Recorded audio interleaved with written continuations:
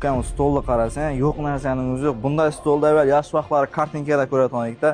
Uka qo'ychilar ko'rinmaymi cho'ta? Dusat akani chaqirib olaylik. Dusat aka, bir minut aka qarab bering iltimos. Assalomu alaykum. Dusat aka, yaxshimisiz? Harman aka. Yaxshimisiz? Charchamaysizlar? Rahmatlar bilan. Aka bu mana nonni zakaz berdingiz bizlarga. Keldik. To'ychilar ko'rinmaydi bu. Bugun mana siz o'zimizdan bu. Pulni to'ychilar yo'q. Xarajat hammasi mana dasturxon. To'ychi tayyorga kirib keladi. 18:00 da kirib keladi davraga. Demak, aziz yurtdoshlar, mana Gullanimizda ham shunday sharoitlar o'zi boshlandi. Avvallar Toshkent yoqlarida, xullas shu yoqlarda shunday ekan deb turib qurmushmishlar bo'layotgan edi. Hozir mana zamonamizga shukr, ana shunday davralarda to'yxonaning egalari, rahbarlari o'zlari tashkillashtirib, to'ychilarni to'y kuni faqat baxtli onlarini chiroyli qilib o'tkazish uchun sharoitlarni Xonsaroy to'yxonasida yaratib qo'ydi. Aka, sir bo'lmasa, shu yurtdoshlarimizga albatta narx qiziq bo'ladi. Shu narxi bilan bir tanishtirib o'tsangiz. Narxi mana Faruqbek, bugungi dasturxonimiz mana hamma narsa to'ychining zakazi bo'yicha bo'ldi. Hamma narsa. Zo'r. Nonlar, rayhon nonniki, kumush salatlar, somsasi, barak asortisi, mevalari. Aka, shu yerda bir savollar.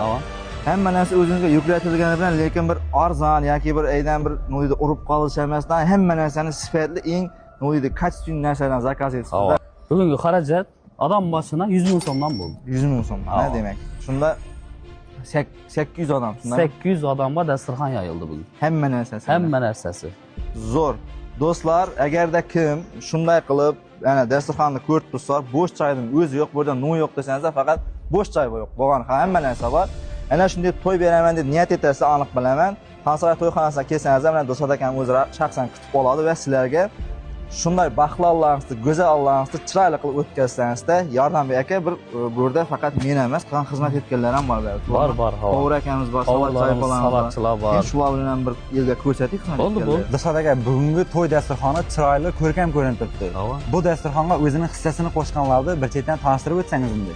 Mana hamma taniydigan, hamma Gullanimizda yurib turgan nomeradillar, Muzaffar akamiz oshpazimiz bugun, to'yimizda oshpazi.